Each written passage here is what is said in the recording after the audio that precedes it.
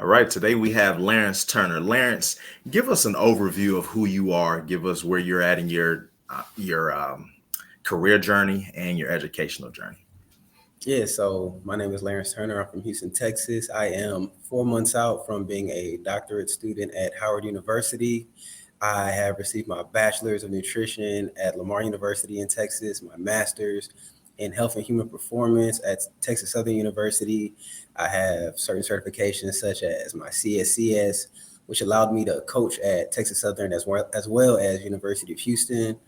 And then I'm a Houstonian. That's the biggest thing that I'll say for sure. But yeah, that's pretty much a summary of who I am. And what part of Houston are you from? Okay, Missouri City. You Most know, people when they hear Houston, they just hear Houston, so I just leave it there. right. I have a good buddy that's from Mo City, a guy named Okay. Aaron. He went And to what? Aaron Geis. Okay. Yeah, he went to school with me down at FAMU, and he was one of my best guys. I haven't talked to him in a while. I got to reach out to Aaron. Shout out to Aaron. So I Yes. know a little bit about Houston, but I've never been to Houston. I don't. Everybody's like, how can you have never been to Houston? Yeah, that's surprising. Houston is a beautiful city. A lot All of right. food.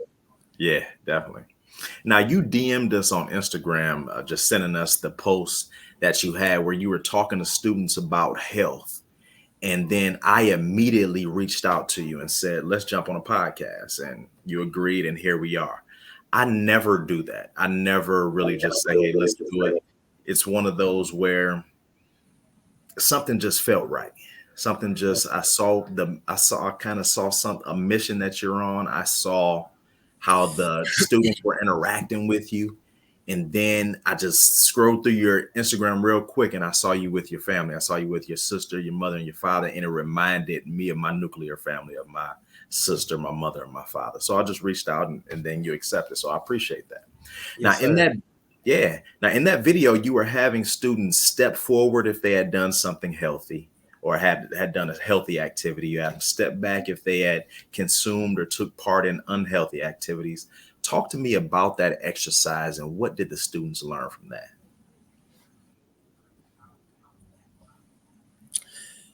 When we think of health, a lot of times people kind of individualize different components of health. So sometimes when people think of health, they only think about what are they eating. Sometimes when people think about health, they think about are they drinking alcohol. Some people think about mental health. And there's a lot of components to health. And because health is associated with how we live our life, the quality of our living, and everything else, I wanted to make sure that my students at a younger age recognize that you have to think about every aspect of health, because if you don't, then you'll mess around and have a lower quality of living and you not be able to diagnose what the root of the problem is.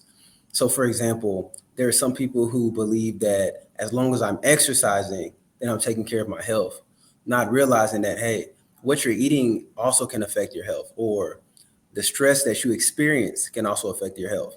So to me, it's just important of making sure that people are aware of every component of health. And the reason why I specifically want to do it is because we don't have enough black faces that can truly talk about health, that are certified to talk about health. We have a lot of people who are kind of Instagram gurus, and I'm not saying that they're not knowledgeable, but sometimes we need that vote of confidence to recognize that we have someone that actually went to school, took time and years out of their life to dedicate their life towards this. So then when you get advice from someone such as myself, you have the confidence of recognizing that, okay, this isn't just something he Googled a couple times and gave us this information. This is something that he studied for years from case studies and so forth else. So again, I just want to make sure that we have a black face in this culture that can represent health in general and give out the knowledge and people receive it. And something that my students always tell me is that they love when I teach them because I'm able to give them certain analogies that maybe an older professor couldn't do. So I love that I'm kind of that gap that can bridge my parents' generation to the younger generation. What's your North Star?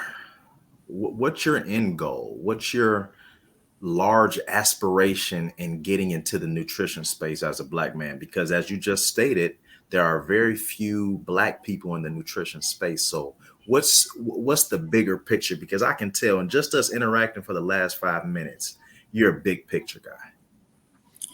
Honestly, it's not overly complicated to me. I'm a man of God. So as a child of God, I just do what he tells me to do. Feels up to me. I'd be in the NBA right now, but it wasn't my decision. God decided that he was going to help me use basketball as a route to find out about health and nutrition. And I've just been maximizing on that. So from there, I just take it day by day and just listens to whatever he tells me to do. So, for example, when I was done playing college basketball, I was 100% sure that I needed to stay with nutrition in my undergrad. And then I wanted to coach for a little bit. And then while I was coaching, God told me, hey, you need to go back to school and become a doctor of nutrition. Because if you don't, then who will the people have to represent our faces to give us nutrition advice? We have a whole bunch of personal trainers in this world. We have a whole bunch of coaches in this world. How many nutritionists can people name right now that's a black man? And most people can't tell me any. I can only tell you a few, and I'm in this field. So therefore, it's important that I just do what I do day by day. I typically don't think too far ahead. I mean, I do think far ahead, but not to a place of trying to. I don't try to what's the word? I don't make my own future. I just do what God tells me to do. And if He tells me, hey, go be a doctor of nutrition, then I'll go do that. And then right now, I've been teaching nutrition, so that's kind of the journey that He has me on, and I'm just obedient to that. I finished playing basketball as a senior in high school, and we lost the state championship game. And coming into high school, I was ranked pretty high, and then I just kept sliding as the years went on. If I would have kept playing college ball, how would my game have improved from senior year of high school to the end of college? What was the biggest improvement in your game during your college years? So I only played 1 year of basketball in college. So I played 1 year, and I was 17 when I entered college. So I was really young, and I played at a junior college. So I was around a whole bunch of older adults, and my mom was going to see this. She's probably going to laugh, but she pulled me out because she said, "Hey, I don't want you hanging around the wrong people. It's looking as if you're already going down that path. I'm not taking no risk."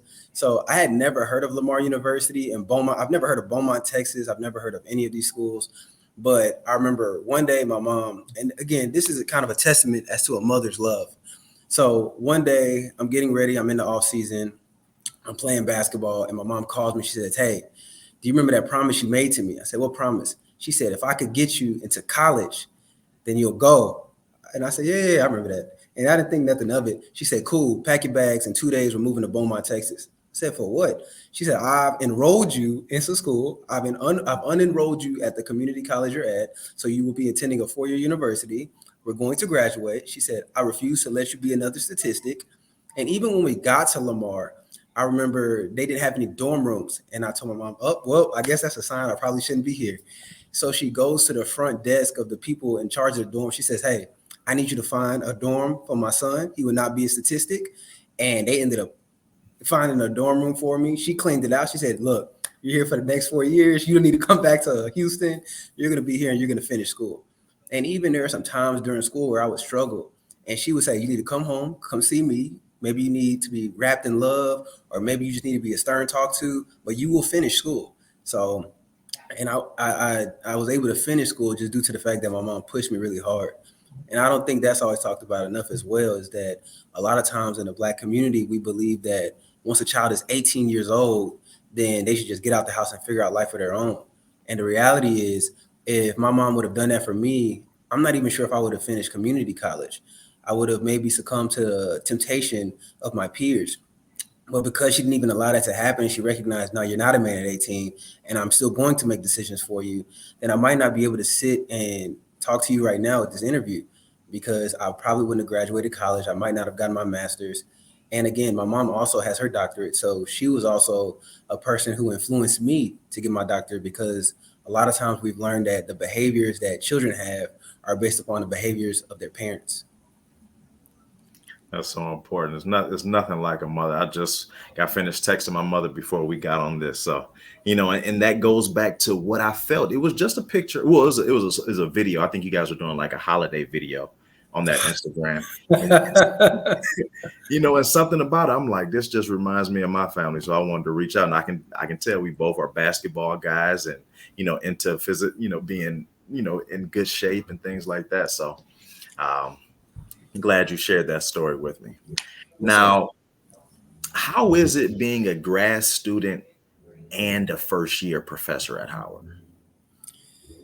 So how I ended up becoming a grad student, I mean, how I become a professor was that I have a professor, my professor, her name is Dr. Castor. I told her, hey, I recognize that it's in me to be a teacher. So whatever I need to do to be a teacher, that's what I want to do. So she says, all right. So then I took about a year of just doing regular class courses. And she said, hey, we had a scholarship available where if you teach, we'll pay for your school. I said, that's God. Because one, Howard is expensive. Yes. So I needed that financial assistance.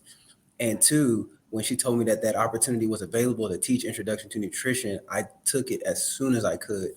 And I've loved it. And I hope to continue to honestly do it forever. And I hope to one day even be the dean of a college because, again, I look at how students act with me in general, and I can tell that they're wanting to come to class and learn due to the fact that they have a face that they deem is familiar.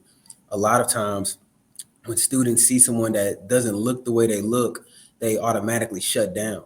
And I think it's important that we do have more young Black professors step up and teach because I think about if I was a student or my best professors I ever had, those were the ones that I felt as if I could relate to. And when I saw your students and I saw how they were interacting with you, I felt that it felt like a young student, but not it felt like a young professor, but not a super young professor. Right. And then someone that was really living it. It's hard to talk that nutrition stuff if you're not eating properly yourself. I looked through your Instagram as well and saw some of those meals that you were eating, some good stuff. That Yeah, what people don't realize is this about me. I've actually been healthy my whole life. So for those who have been around me my whole life, this isn't new to them. This is almost expected. When I was 8 years old, I was eating chef salads, and some of my peers were kind of laughing at me because what 8-year-old is eating a salad? But then when they realize, man, he's athletically a little ahead of everyone else, then they recognize maybe there's something to that. So again, I've always been healthy, and this is just something I always plan on being for the rest of my life. And I live this way. I hold on 1 second. I'm sorry, this fire truck is passing. I love the realistic. I love that type of stuff. But so what people don't realize is this, right? I do not drink alcohol at all. I've never smoked. I've never done anything that I would say deem is unhealthy that I would say is in my control. And the reason why I don't do any of these unhealthy things is because there is no way I can serve as a demonstration for people if I'm not really living that life. So if I was out here preaching about nutrition, but I smoked and I drank excessively, then I don't think people would take me seriously. And I don't think my message of why you should be healthy could be as sincere if I wasn't living the healthy life that I'm preaching about. How are you on sugar intake? So sugar is a broad word. I think a lot of times people just hear sugar, and I think depending on who you ask, you'll get a different definition. So when you hear Black people say sugar, you're typically talking about sodas or sweets or cakes. If you're talking about the actual nutrition field, almost every food has sugar in there, technically speaking. So it's really just about what kind of sugar are we talking about. So if you're talking about artificial ingredients, well then ultra high processed foods have been shown to be linked to obesity in a very high way. So therefore, you really shouldn't consume any of it. But according to the CDC or according to other studies as well, as long as less than 10% of your intake is from added sugars, then you're fine. But once as a person you start consuming more than 10% of your calories through sugars, that's where you start to increase your likelihood of becoming obese. So for people who try to just cut out sugars, added sugars, cold turkey, I would tell them that you don't have to do that because multiple studies have shown that as long as you're within 10% of your calories are added sugars, then you'll be fine. Mm, that makes a lot of sense. Growing up, I was a chicken tender and Pop Tart guy. Oh All I man, wanted was chicken tenders and Pop Tarts. And I only got to be 5'9", and I got a feeling if I would have ate healthy, I may have been 6'1" and got a chance to hoop in college. that's true. That's a possibility.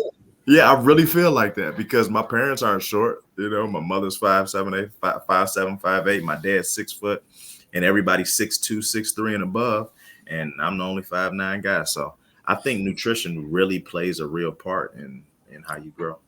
Well, and what we have to understand is this: our body is made out of components from food. So, for example, our bones are made out of calcium.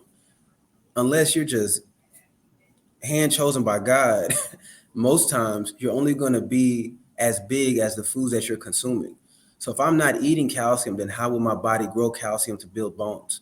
Right. If you look overseas where there are third world countries, those people can't maximize their genetics due to the fact that they live in food deserts.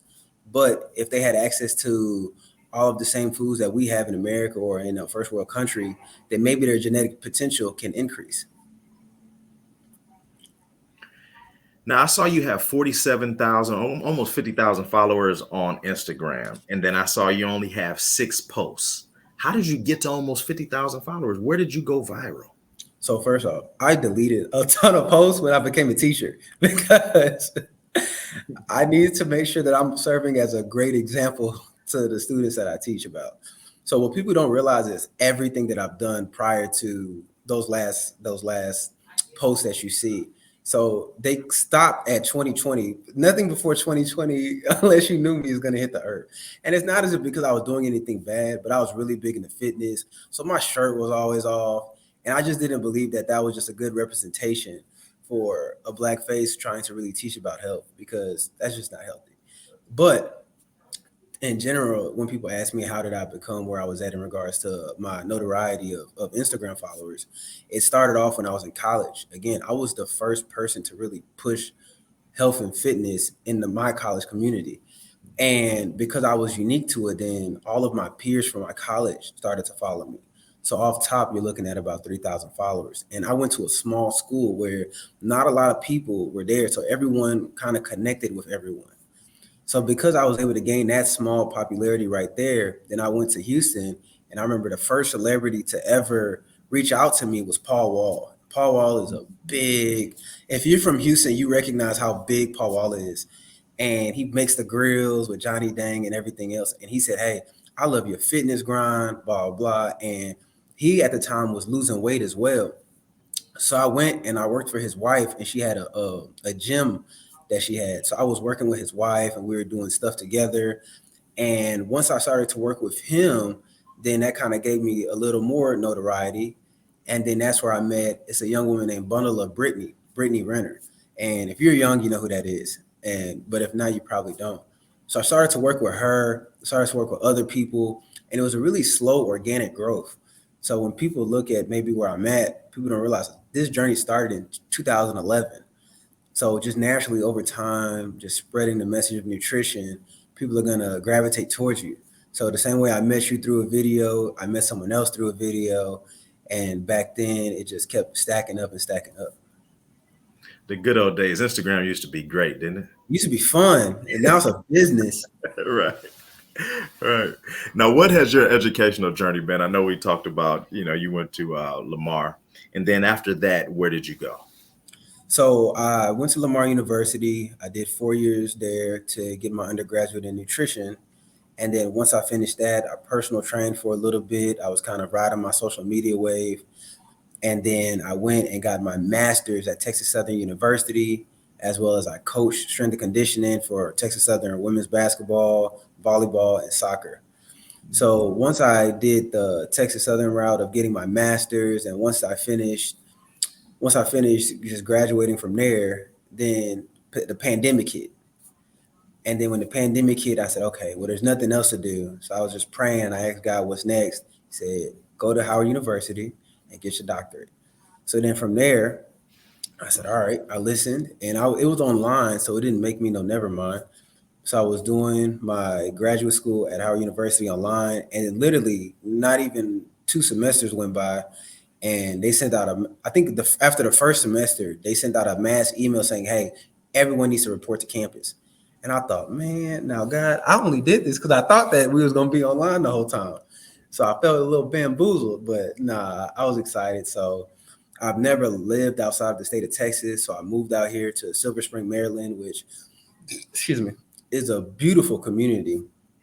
And I just hop on that red line, and I've never took public transportation before, so I'm the public transportation king out here. But I just hop on that red line. I go to Howard University, and I've just been working hard ever since. And because of my personality and just my passion, my professors love me, and they give me many opportunities to speak at conferences or to teach or just to do a lot because they really recognize that this is something I really do. This isn't just a facade. This is how I live. And I'm not sure exactly how they can realize it. I'm just glad that they do. But this is just something I recognize that I'm doing for the rest of my life personally.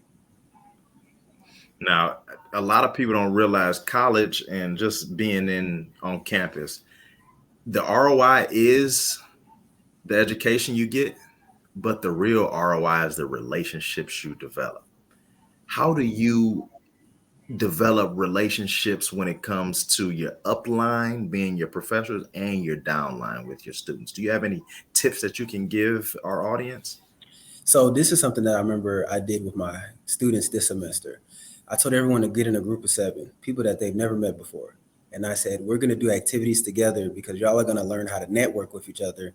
Because one thing you will learn is that once you leave college, people are not as helpful as you think they are. Now, if they think they can benefit from it, they will help you. But in most cases, people just are not that helpful. But if you have a peer group of people, maybe they're in a position of referring you to a certain position that can help you out further in life. So with my students, I always make them network with each other and I always make them do activities together outside of class to make sure that that network at Howard is built strong. Now, in regards to my professors, the reason why I even had one of the big reasons that I had the courage to even get my doctorate was because of my professor that I had at my master's university, Texas Southern University. So I had a professor named Dr. Reynolds. Dr. Reynolds is one of the hardest professors that anybody will ever have in life. And I remember we had to write 425-page papers, and he gave us 2 weeks to do it. And I remember thinking, this is so much, but I got it done. So I turned it in. And I remember he read it. He said, redo it. You got a week. I said, Dr. Reynolds, it's not possible. He said, I'm not going to fail you, but I'm not going to graduate you unless you get it done. He said, so you're going to keep redoing it until you get it right. And I remember thinking to myself, I'm going to be a coach for the rest of my life. Why do I need to write papers? For what? And he said, one day you'll thank me. And I thought, no, I'm not. But he was right. And learning how to write that much gave me the confidence to say, hey, I can get a doctorate because they say a dissertation is about 100 pages. I had to write 125 with him, and that did not include references. So therefore, that push that he gave me, which is almost only can be given at an HBCU, was greatly helpful and definitely impacted my confidence to be able to pursue a career in academia. What do you eat on a daily basis? I eat the same thing every single day. Don't the And best dieters do? The best dieters and the healthiest people eat the same stuff over and over. I do. I do. So what I do is this. This is how I get all my nutrients is I wake up in the morning, and once I wake up in the morning, I cook all my meals throughout the whole day because most people are just very busy throughout the day. So they don't have time to think about what they can eat next. So therefore, I just make all my meals in the morning. I make one big smoothie that lasts 2 meals, and I throw a whole bunch of fruits, vegetables in there, seaweed, hemp seeds, sesame seeds, just a big concoction that doesn't taste good but gives me all the nutrients I need. And then I also make some chickpeas and walnuts for a snack. Then I make this big vegetable dish with quinoa, avocado, zucchini, squash, mushrooms, onions, a whole bunch of other foods. So those foods are always with me throughout the day. I carry a Whole Foods bag that I keep all my foods in, and that just helps me make sure that throughout the day I'm eating properly at the right amount of time. And I already portion everything, so I don't have to worry about is this enough or is this not enough. A lot of times people eat based upon if they're hungry or if they're full. And if you do that, then you can't ever really gauge if what you're doing is healthy or what you're doing is just based upon an emotion or what. But yeah, I'm really big on my diet, obviously.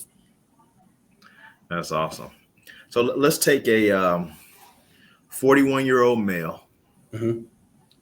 196 pounds, Hmm.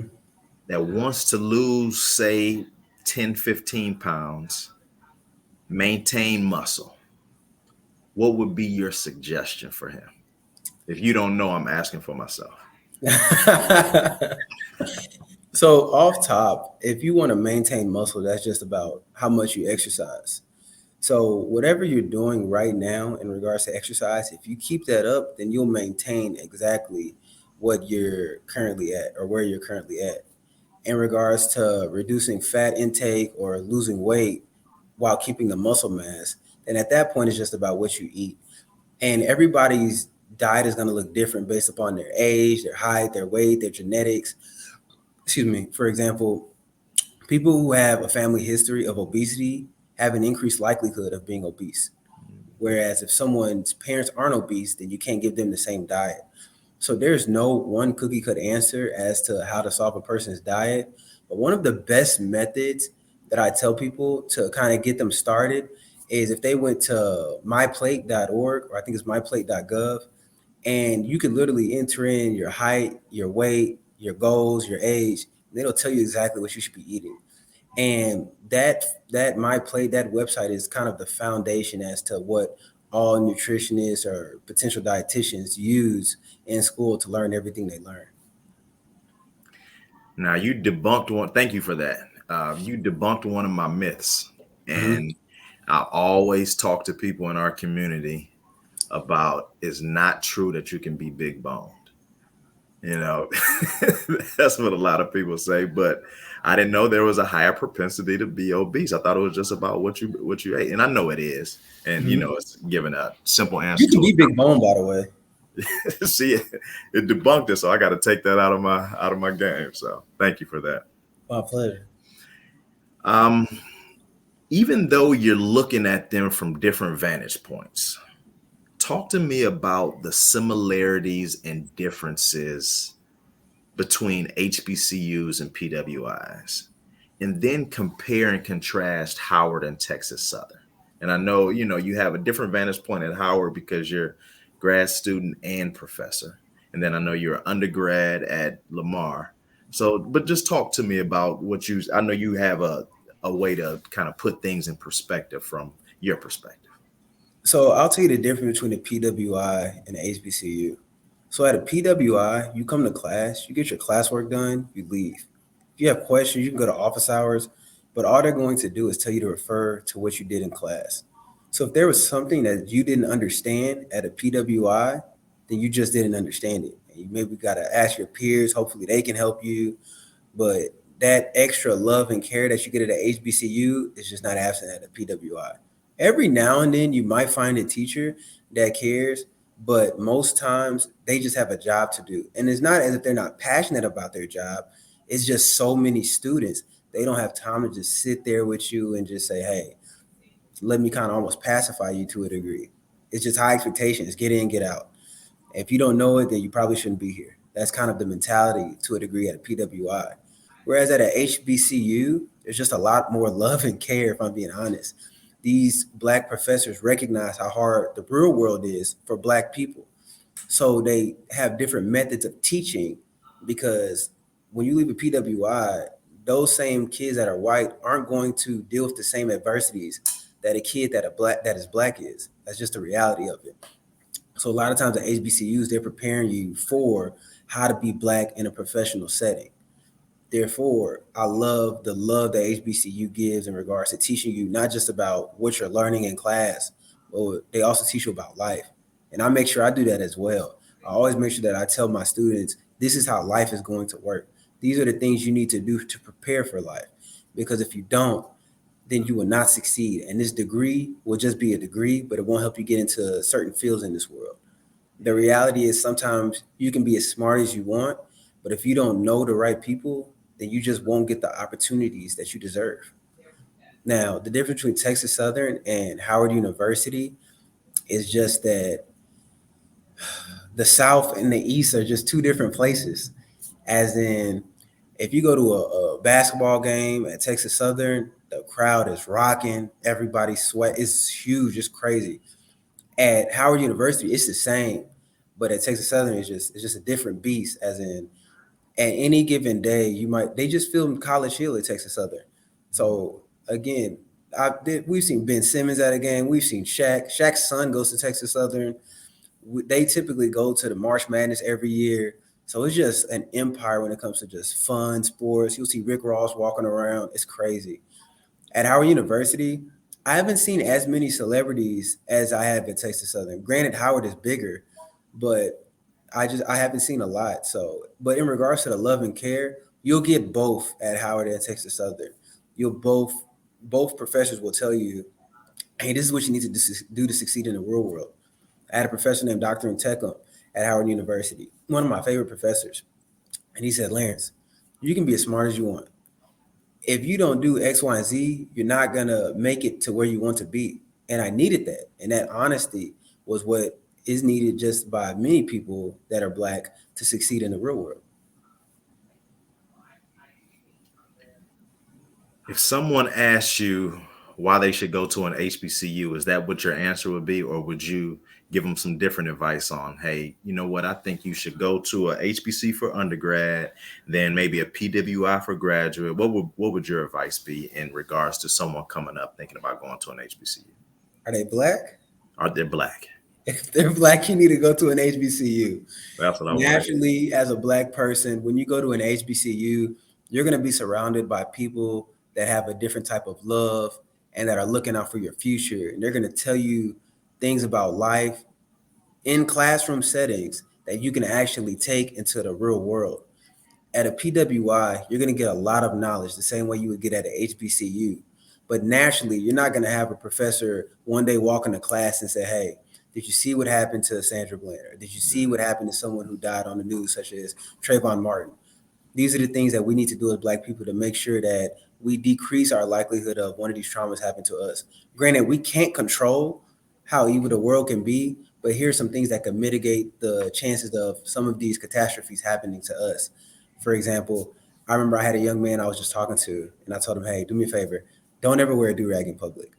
It's Right. unfortunate that we can't do certain stuff, but I want to just make sure that I see you tomorrow in class. I want to make sure I see you tomorrow in general. So that's the type of stuff that you can say as a black professor to a black student. Whereas if I was black and I went to a PWI and a white man told me, don't wear a do-rag to class, it might not look the same. So again, I think that's why it's important for black people to go to HBCUs. Personally, everyone has their difference of opinion. You're right.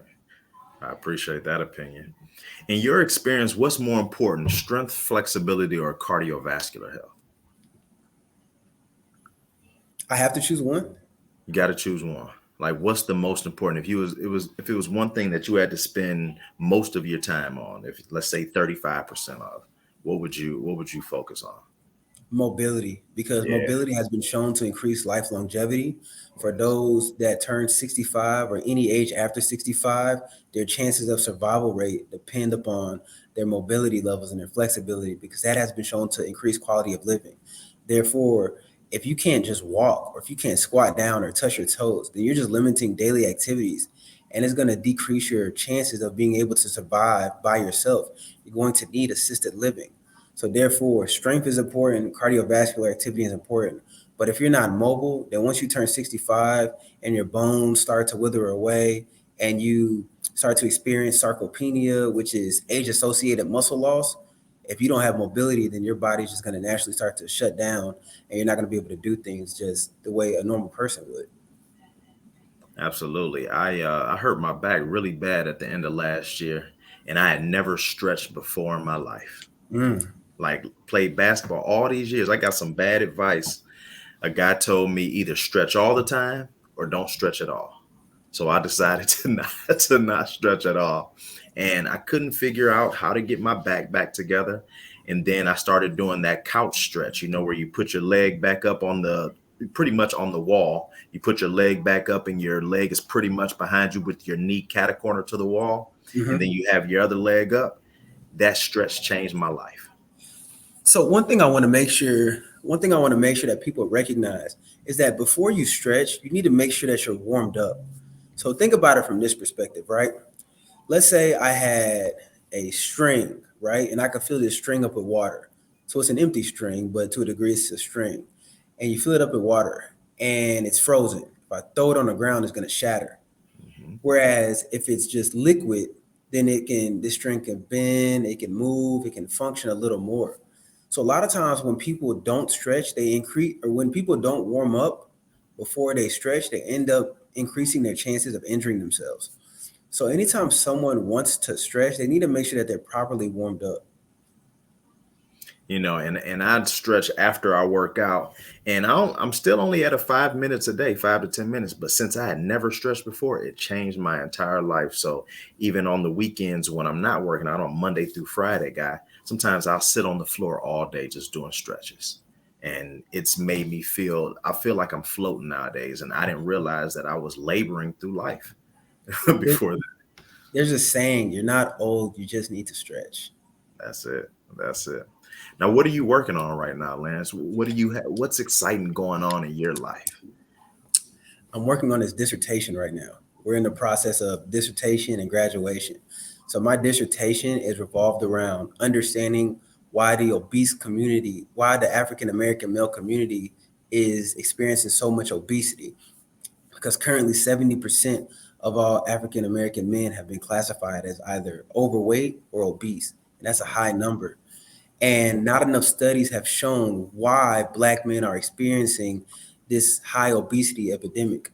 Now, we recognize that there are a lot of factors that are associated with obesity, but none have exactly diagnosed what the problem is inside of Black community, male community specifically. So, what if we started to tell Black men, hey, you need to eat healthier? What if eating healthy isn't what's causing us to be obese? What if it's stress levels?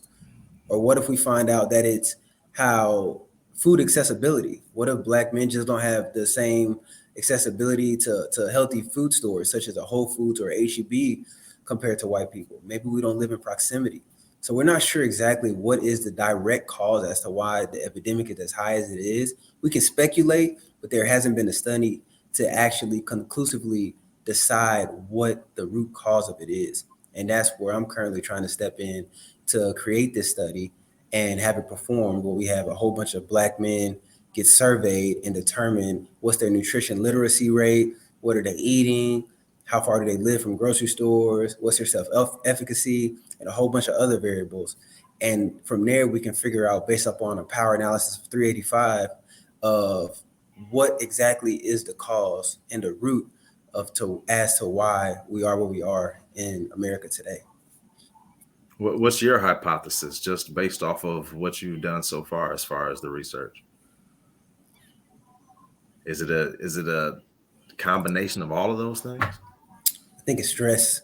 I Yeah. would hypothesize that it's stress because it seems as if when people are stressed, it typically seems to be associated with eating bad, or it typically seems to be associated with consuming excessive alcohol.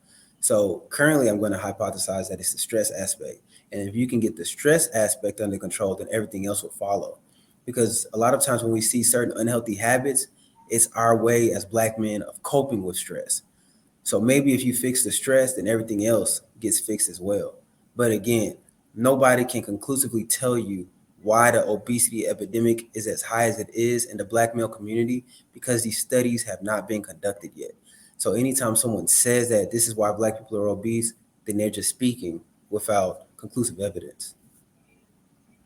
Lance, we need more people doing work like you. I commend you on the work that you've done. I commend you on how well you're communicating what you're doing, and I wish you all the best in what you have going, what you're going to do going forward.